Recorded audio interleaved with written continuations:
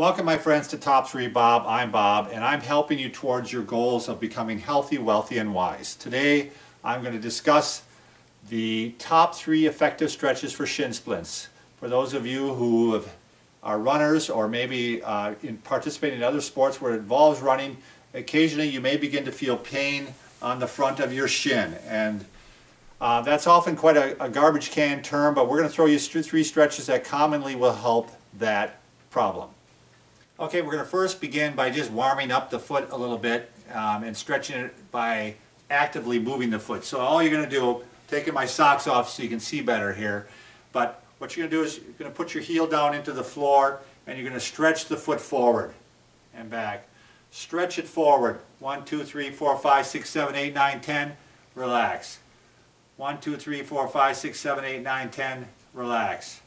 1, 2, 3, 4, 5, 6, 7, 8, 9, 10. Relax. I'd say at least 5 times stretch it that way.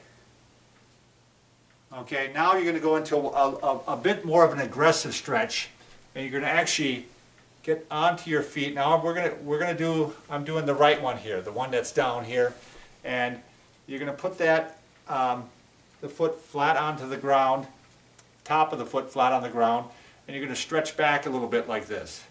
And you're going to feel that pull. You see what I'm doing here? I got the knee on the ground, the foot on the ground, and I'm bending the knee back further so that we stretch it even more. If you want to get really aggressive, you're going to put the other foot on top of it, the other leg on top of it, and then I'll stretch down like this. So I'm stretching just the right one right now. Now to stretch the left one, I'll put that flat on the ground. And first start by bending the knee back and stretching it.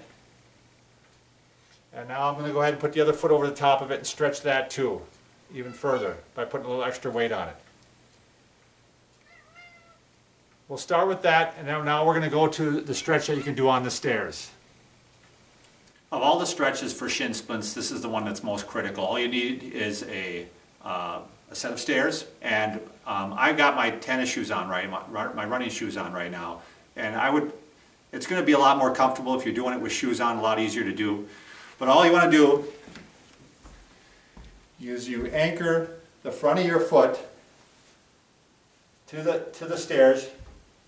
You're going to put the front of the foot on the stair, and then you're going to go ahead and step on that foot, and then you're going to let the heel sink down so as to stretch the foot.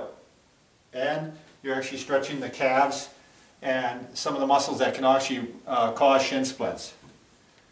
So you're stretching it this way. Now the critical move here that you have to do is you're actually going to bend the knee. Oh, I'd say about 30 degrees. And now you let it hang. About 30 degrees. I'd like to see a stretch for about 30 seconds. If you're having trouble with shin splints, you might want to repeat this 3 times even. 30 seconds. Give it a good long stretch.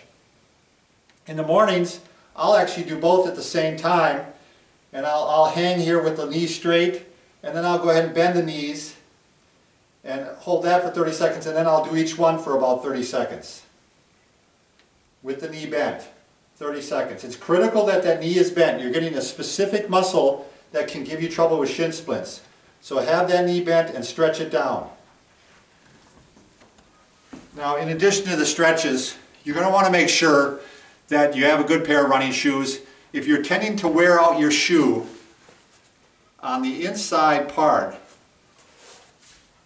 right here, if you tend to wear out your shoe there, look at the bottom of your shoe and you see that it's more wore out on the inside, you might need some orthotics. A lot of people who tend to get shin splints tend to pronate their feet, which causes more stress on the inside of the foot. The other thing is when you're running, this is very critical too. You want to make sure that you are switching the sides of the road that you run on, or the track.